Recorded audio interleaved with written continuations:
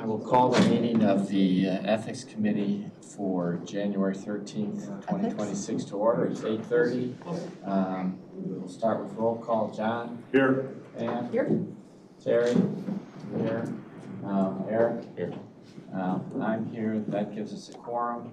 Can I have a motion to allow Matt Kunkel to appear online? I'll second his motion.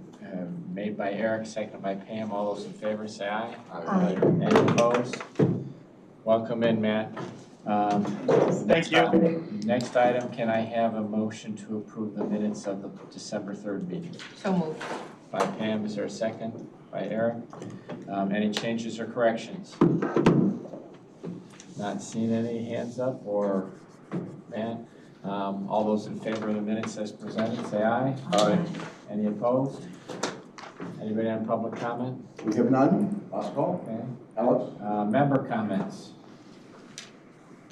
Don't all go at once. Okay. That takes us to new business. Mr. Kurnik, I know, is out in the hallway. Can you, or was in the hallway? Hopefully you're chasing him off.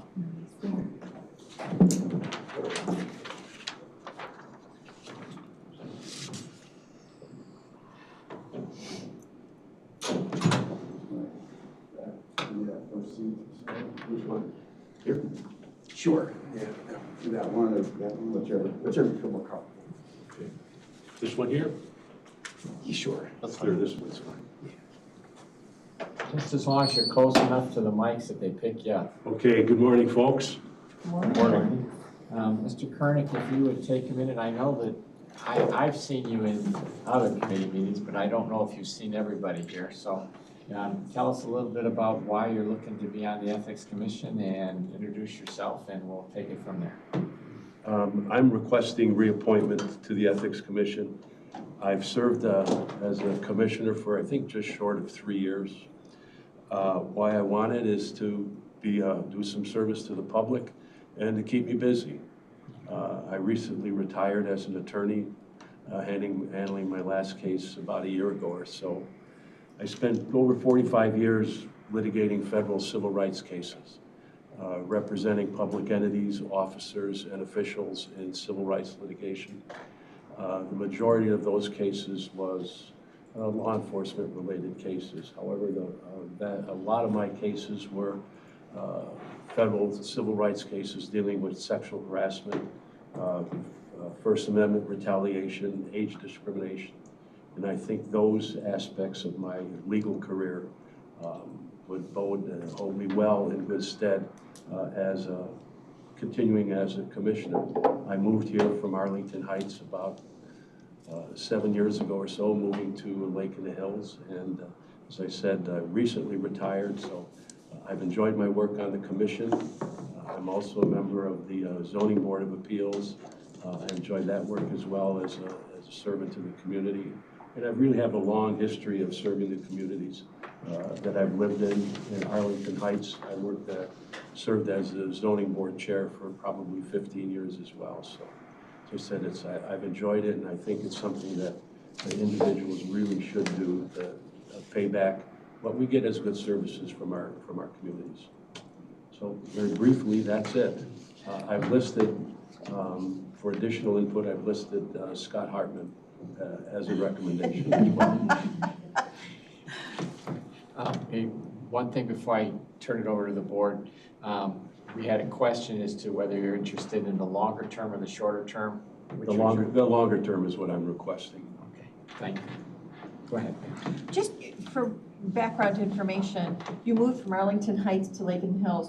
How did you discover that there were openings on the zoning board as well as on the Ethics Commission? Went on the website. Thank you. I love that website, so great answer. Thank you. Terry? I would just like to give my endorsement and recommendation. The thoroughness and detail of the contributions that Mr. Kurnik has made during the time that he's already served on the commission has been invaluable. And I just want to thank you for what you've done so far and look forward to your continued contribution. You're welcome. I thought Terry, you were going to ask me about truth. Yes, that's true. And you proved it, so. John, Eric, I'm all set. Matt, any questions? All good, thank you. Okay, can do you have anything else you'd like to add? Nothing else. Okay, you can tell it's really hot controversial, so it will be one of the things we take up as soon as we're finished with this part. You're welcome to stay, you're welcome to go, it's completely up to you. I'll head out and do my morning workout. Have a great day, sir. Okay, Thank folks, you. enjoy the rest of your day. You're welcome.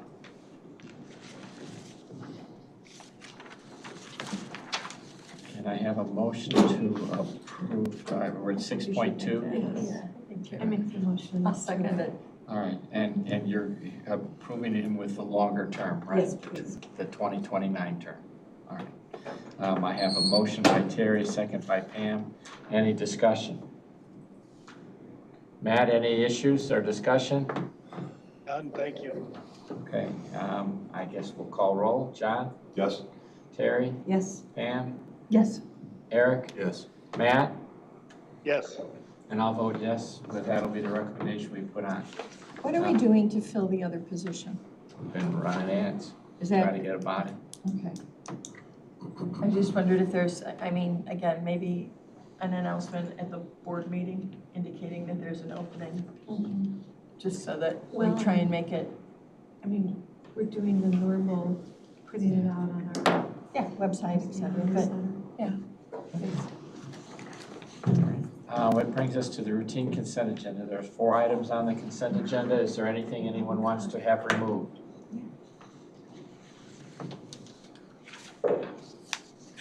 Not seeing anybody calling for removal. Can I have a motion to approve items 7.1 through 7.4? By John, is there a second? By Eric? We'll go to vote. Eric? Yes. John? Yes. Terry? Yes. Pam? Yes. Matt? yes, And I'll vote yes, the routine consent agenda is approved. Brings us to reports. Capital plan update.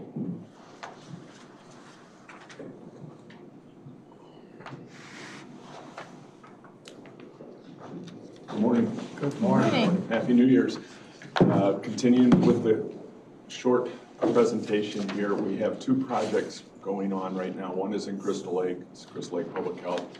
It's tracking on schedule. We expect to be conducting a punch list later part of February, and our client, the Health Department Nursing Division, will be moving back in March. I would think by the second week of March, they'll be back down in Crystal Lake working. The Corners project is going well. Epoxy flooring is going in now. Following epoxy flooring, we'll have the stainless steel equipment brought in and set up. And the only thing that's lagging a little bit is getting the equipment started up. The cooler and freezer are installed. The tiles on the wall and the bathrooms are set up. It's getting the cooler and freezer started up. I think we're fine. I think it'll be sometime in February. We'll get that done. And then the doc has a little bit of work to do to get himself organized in there and get things set up. But I would say by the end of February, we should be in good shape there. So we're tracking well. Any questions? Go ahead, Pam. I was told last night at the public health meeting that there would be an April 10th ribbon cutting. I've heard that, yes. So just put it on your calendars, it'll be kind of exciting. Yes. It looks great down there. It's the only time I want to be there. Any other questions I can help you with? No, I think we're fine. Thank you. Thank you. HR.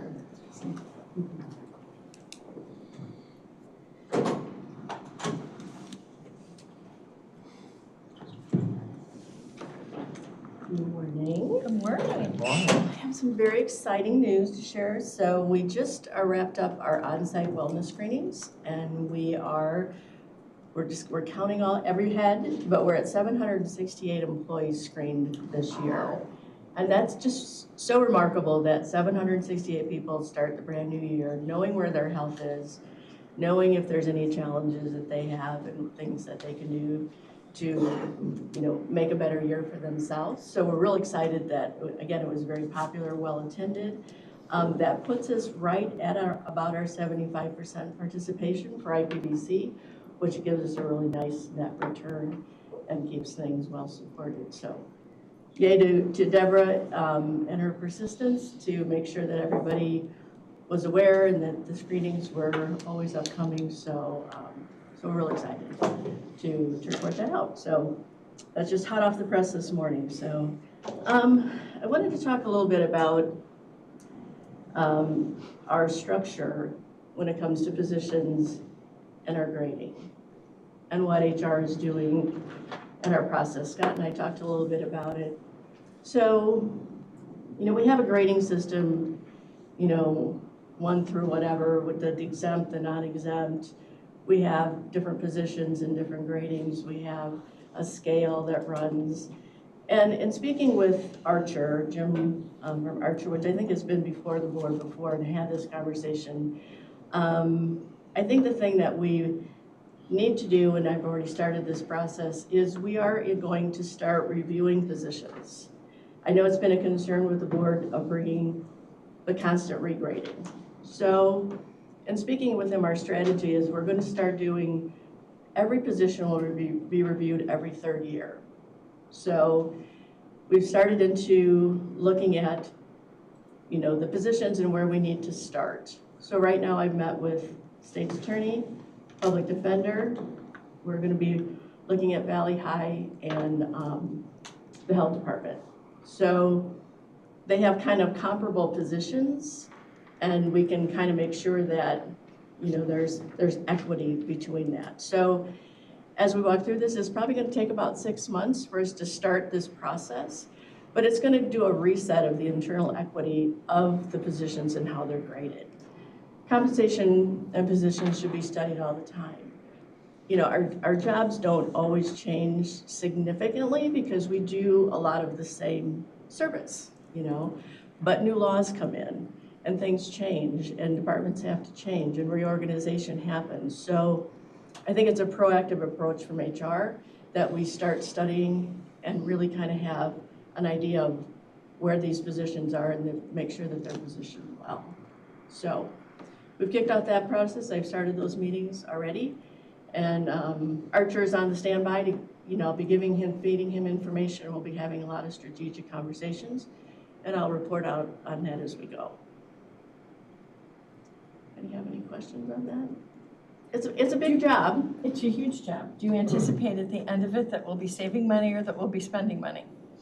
The goal is, overall, Pam, is that there might be jobs that are going to pop out. There's going to be jobs that are because no job should not be graded or reviewed for no more than 6 years. We have jobs that haven't been looked at for 8 since we did the first study in 2017. So that's a disservice to us to make sure that, maybe something has dropped off significantly, so maybe that position will be graded lower. Some positions might be graded higher. We've also discussed very preliminary about moving some of our professional positions into their own grading scale so that the other scale isn't quite so stretched. I mean, when you go from a state's attorney to a CNA, not discrediting either, but it's a big span. That's a big span in responsibilities, education, and compensation. So if we can start to kind of readjust and relook at things, I think that we'll have a better picture of positions and maybe a little less regrading that you guys will have to approve as one-offs.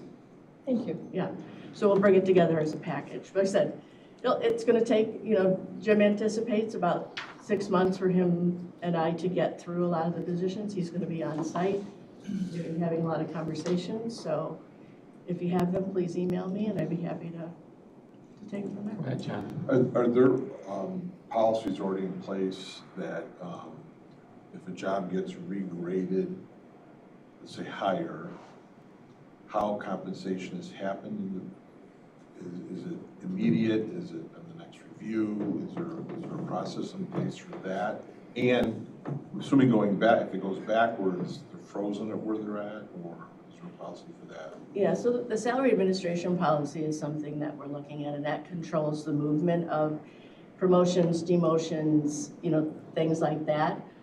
Scott and Carrie and I are in the process of reviewing that as well, because again, it needed to have a refresh and some new eyes on that. So we're working through some final details on that.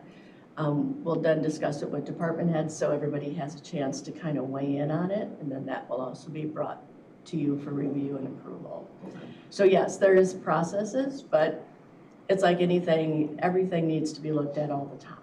So it is our goal to take on this project. And then next year we'll pick another group of positions. The third year will be a third group. And so then we have a nice rotation that we'll be setting up. The positions are constantly identified and reviewed. So, That's great. yeah. Any other questions, comments? Matt, anything from you? I'm good, thank you. Yeah. So more to come. I'll keep you posted on how that's going, and hopeful that it kind of levels Thank you. things out for everybody. Thank you very much. All right, Appreciate it. thank you. Communications. All right. Communications. Those watching at home, I'm Lisa Schuler, Deputy County Administrator, here for your communications report today. First off, I'd like to thank y'all for approving our communications strategic plan. And when I say our, I bet you noticed that there are some faces that you might not commonly see in the audience today. So today we have Nick Kubiak, PIO Public Health, Hans Varga, PIO DOT, Alex Wall, Administrative Intern, and Kevin Craver, County Administration, PIO. And they are all here today because they all, along with me and other folks that could not be here today, put their input together to put together the communications strategic plan before you. And just so you know, for your purposes, when you all put your communication strategic plan, or your strategic plan together, Alex Wall was watching, and he is an MPA student, took what he learned and helped us to organize our thoughts, just as you did yourselves, and helped us put our communication strategic plan together. So if you have any questions ever on it, feel free to let us know. Any thoughts for improvement, please do. These guys do a great job. Just this year, in the health department, they partnered up with Lake County to do the Veterans Operation Dropbox. So first time those two counties ever joined forces and made it so even more veterans could be served. And thank for the good work that they've done for our county. We had the DOT put together our first ever podcast as a county. So rock on with that, and their second annual Touch a Truck event. In county administration, we're always working with different offices, whether it's assessments, county clerk. I mean, you've got the whole list in the communications report. That's a year-end summary. And for EMA, I don't know if you all know this, but Dave Christensen and his team were pounding the pavement in August to reach out to residents and make sure that they understood how to file their reports and try to apply for federal aid, going forward. Again, there was a lot that went in there with the state, but still, there was a lot of community work that was done and a lot of hours that I didn't think y'all had quite heard about. So anyhow, with all that being said, it's been a great year in 2025, and if you have any questions, feel free to holler. Anybody? Matt, any questions? Nope, sounds good. Thank you. Thanks for coming, folks.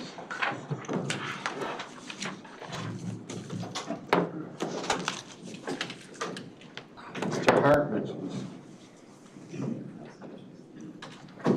Okay, good morning. And for the record, Scott Hartman, County Administrator. Just want to report on a couple of items, and then I did email out my proposed goals on Friday. Hopefully you received those. If you need an additional copy, I do have a few copies available, so please let me know. I can pass those down. Suzanne mentioned the salary administration policy. That's something that Carrie, Suzanne, and I are working on. This is going to be a refresh of that policy. So it's underway. But in the salary administration policy, the county administrator is to report on any positions that are hired above the midpoint under special circumstances. And this morning I need to report on a rehire in the public health department of a position that left and then came back.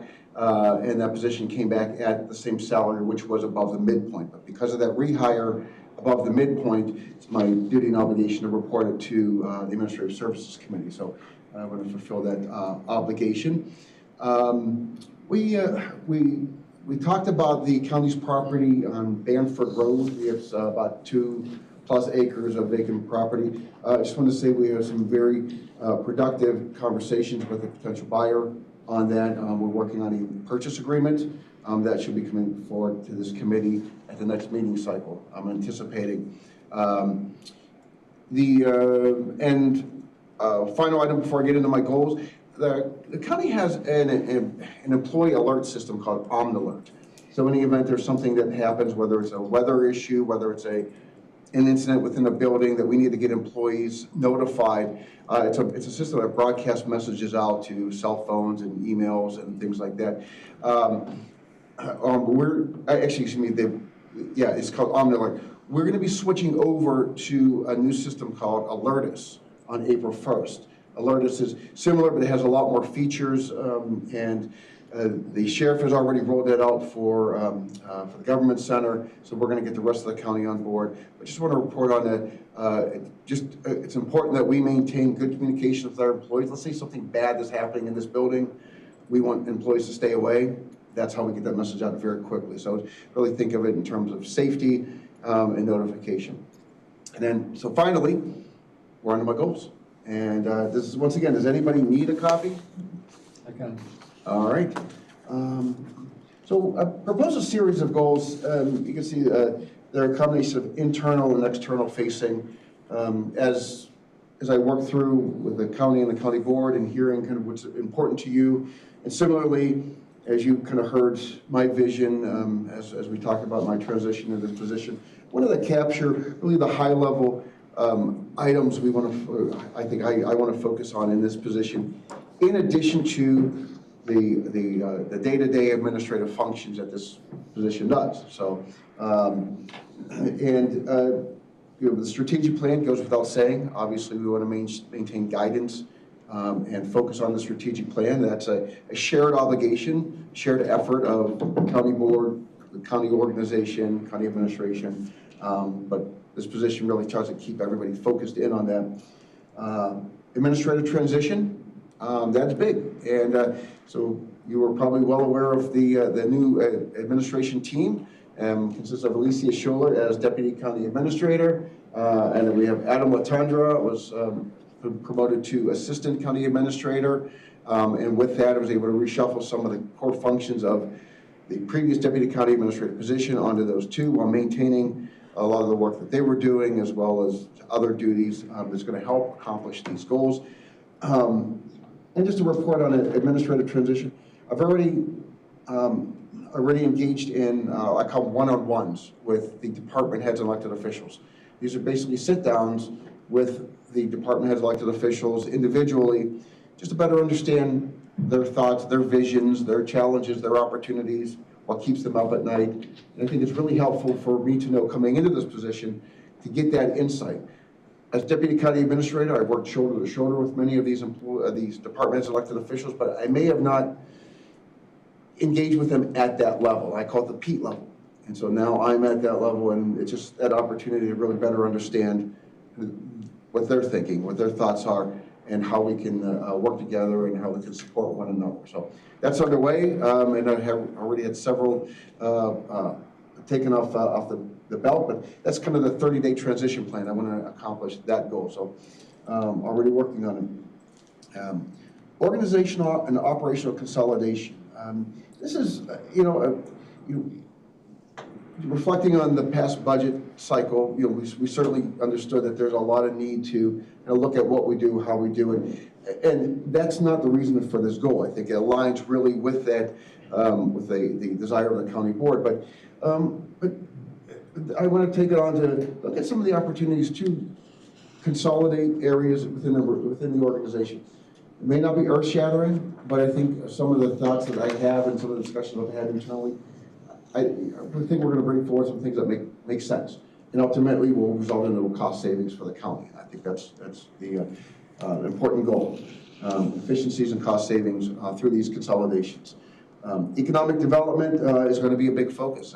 Adam Latondra, as one of the core functions of his duty, is to really work with the economic development function of the county. This is something that County Administrator Pete Austin and I shared, but we never really had a clear, definitive line on how this works. I wanted to be more deliberate in the county's economic development efforts.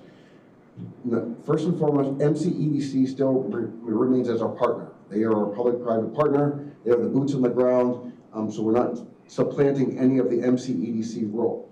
What this is about a support for that role, as well as our municipal partners, because economic development is really going to occur at the municipal level, and the county historically has provided a supporting role, and I just want to make sure that's still defined and that's continued.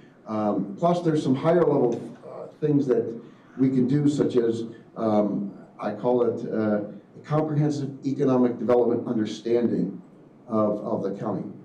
If you recall, we recently adopted a CEDS, Comprehensive Economic Development Strategy, with Winnebago and Boone County. This is similar to that, but first off, it's an understanding of what we specifically for McHenry County do and what we have, and what our municipal partners are thinking. Keeping in mind that the economic development approach for Crystal Lake is probably different than that of Marengo.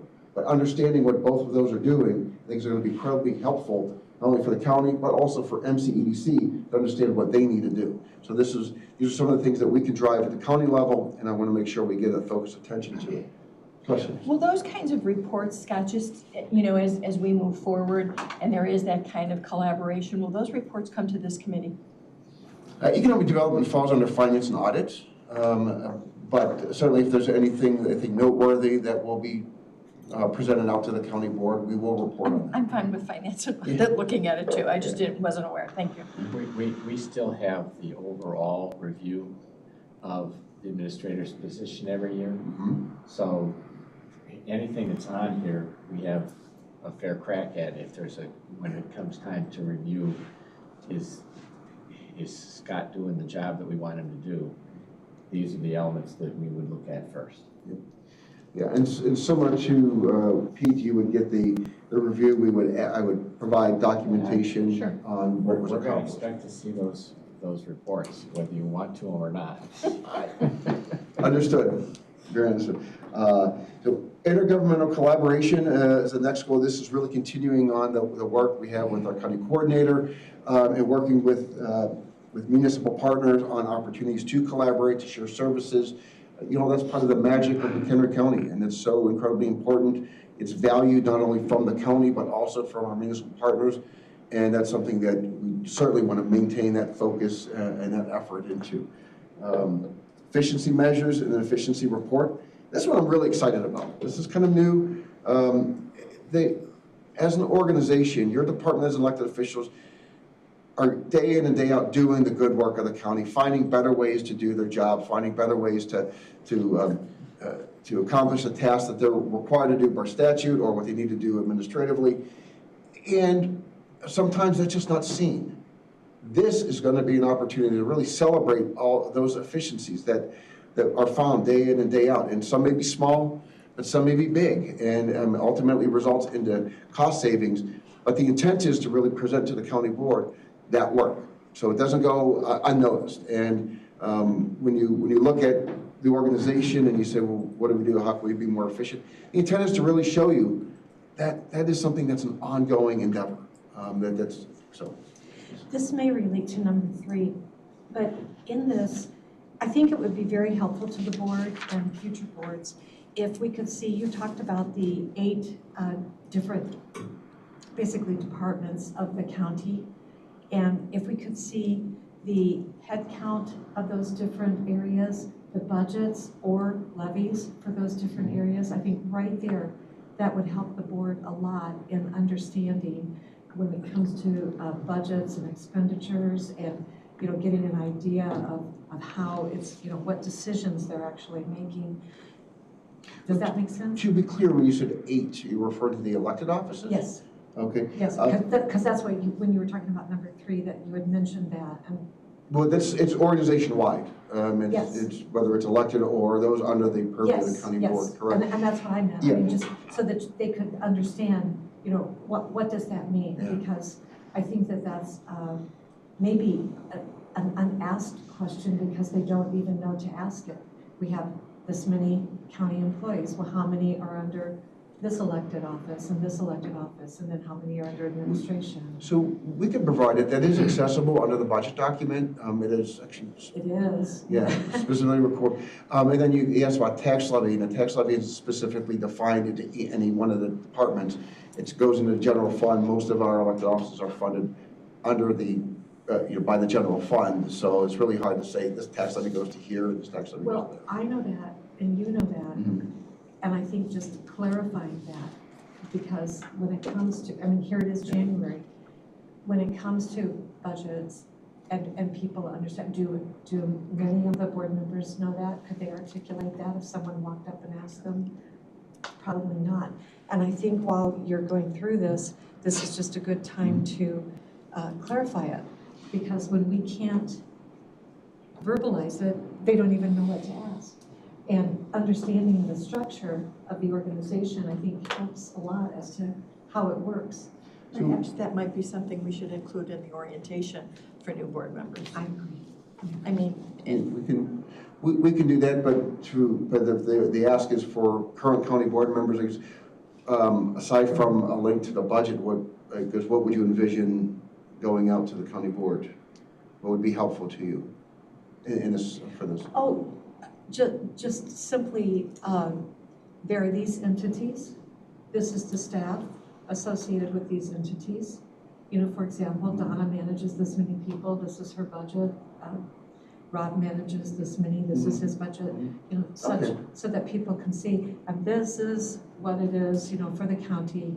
This is what makes up our, I don't know, is it 279 million on our total budget? Just right there, I think that would be very helpful. So really just distill all that down into a few key data points. Yes. I appreciate that. Thank you for the clarification.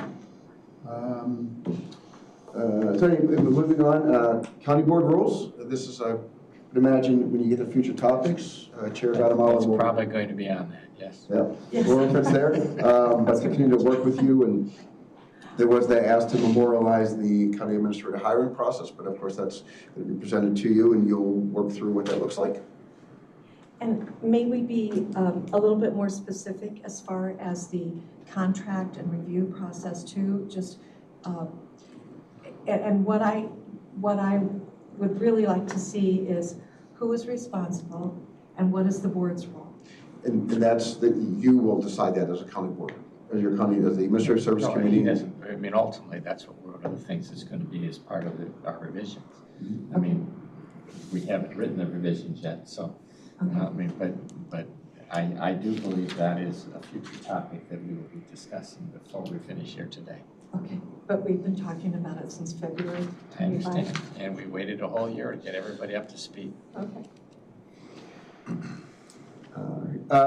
Just moving on to transportation initiatives, this continuing the county administrative support for some of the transportation initiatives that are ongoing. This includes the Algonquin Salt Dome, the Woodstock Metro Yard,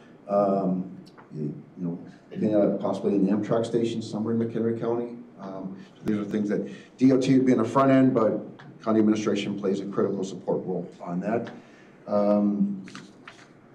Enhanced budget discussions and engagement. This one, building off of the high level of engagement you as a county board had through last year's budget cycle, I want to work with CFO Carrie Weiss, Finance Chair Scala, and County Board Chair Mike Bueller on kind of developing what does it look like? What can we build from that experience to give you a continued budget discussion and engagement? So maybe we start earlier, maybe there's specific points within the process that we have more deliberate discussions.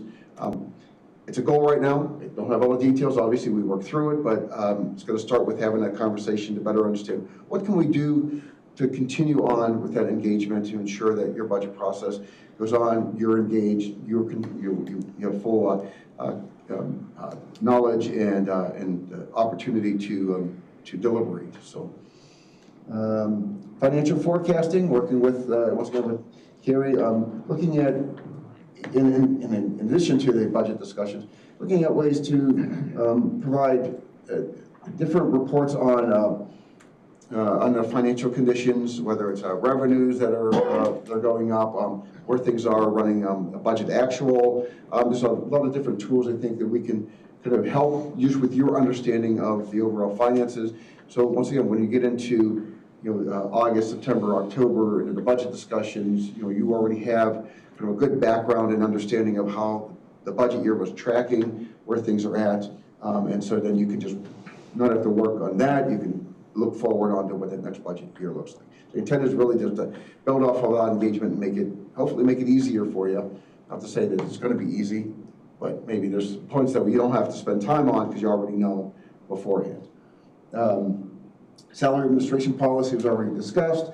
Space studies continue. We're going to bring home that World study we've been working on. It's been unfortunately a little bit delayed, but I'm going to continue on with our space needs. Ethics ordinance training module. With the recent ethics ordinance revision that was adopted in December, there's some changes, as well as now a new cadence for the training requirement. Alicia, I'm proud to report, as Deputy County Administrator, takes over the ethics role. So she's been the backup when I was deputy, but that is one of the inherent Deputy County Administrator functions. So she's working on a new training module, very excited, and going to be more engaged with the Ethics Commission. So I'm going to miss it. I've been part of the Ethics Commission since I'm going to say about 2007, prior to coming to here as a commissioner. And then when I joined the county as a staff member, I took on the liaison role. So it's been a big part of our life for a long time, but I'm happy to let it go and give it the new energy. So, but I'll still be involved, obviously, with my interest. County board member orientation, as Member Altoff just mentioned, we're going to have potentially new county board members coming in, joining the county on first Monday in December. We're not sure who or how many or if any, but nonetheless, we would like to revisit the orientation program every year to find out what do we need to convey to them, what they need to know. So with that, we'll be redeveloping that. Member Altoff, question? May I ask the consideration that we also put something in there about training for appointments to our commissions and to any of our boards, et cetera? I'm always aghast at how many individuals we have serving in a volunteer capacity that have no understanding of the structure of the county and what's going on. So maybe we can include something or suggest something, but I think there should be some uniformity with regard to those kinds of appointments and ensuring that there's an orientation and they understand how it relates to the county board.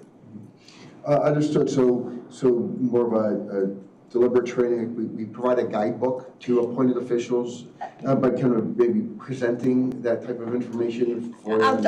I'll just note, for example, when we appoint people to senior services, we ensure that they meet with not only the chair, but with the coordinating staff individual and ask any questions, talk about historical perspectives, as well as going through the book and asking questions. It takes all of maybe 30 minutes, if that.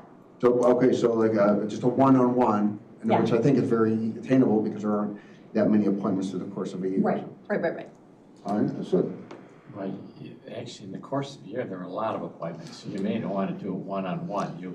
It could be a full-time job. Yeah. But we can talk about it. We don't talk about specifics, but I just think that we should make a consideration and maybe have some discussion on that. So as well. the county board member and appointed member. Yeah. All right. Getting on to the end, workforce housing. This is building off of the workforce housing work group efforts. CMAP is underway with their housing readiness action plan, which is actually coming to a close. The report is in the final stages. And really was working with the county board on the strategy for next steps regarding workforce housing. As you know, that issue elevated into the strategic plan. It is, quite a topic of conversation out there. It's not just a McHenry County issue. It's a regional, it's a national issue, and so the intent is to continue working with identifying where the county board wants to go next with that, and working to facilitate that next step. And then finally, this is, working with Suzanne, there are going to be four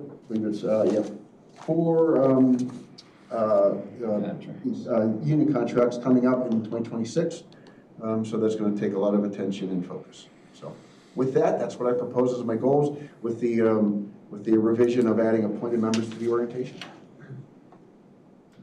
Does anybody have any suggestions or changes, or are we okay with this as the baseline? So the board members understand, usually in May and June of every year, this committee does a review of Scott's position, and these are to be the things we're going to be grading him on. So if you have something new you want to grade him on, this is the time to tell us so that he's got a chance to perform. So. Are we going to be doing the review of May or June of this year? We'll probably have a smaller version than we would normally have. It's just not a whole year worth. So, but for all parties concerned, it lets the board understand what we're doing, and if there's something that the two sides are not in agreement on, let's get it out in the open and get it done. Terry? I know that this is under legislative, but I don't see how it cannot be included under administrative. But that is the devastating impact of SB 25 and what we're going to be faced with as a county, and how we're going to have to be collaborating with different governing bodies, investigating what we can do legislatively, legally. And so I do think that that should be somewhere on here. I'm not sure if that's already included. It's in our legislative framework. Intergovernmental collaboration. Okay, so that's. It's in the it's in the legislative program. One of the things too is to better understand, aside from monitoring or working with our legislators to see if there's anything that can be done. This is a case of can be, must be. Yeah. I mean, it's not, you can't stand by and accept on something like this. So right, and understanding the implication that has, but the question I would have to you is, as county administrator, what can I be accountable for on that? Leaving no stone unturned as to what the options are, and then what the associated cost or consequences would be. And I guess I'm not entirely sure. I mean, we can. Well, I mean, you're aware of the one site on Behan Road. Yes. That has a one way in, one way out.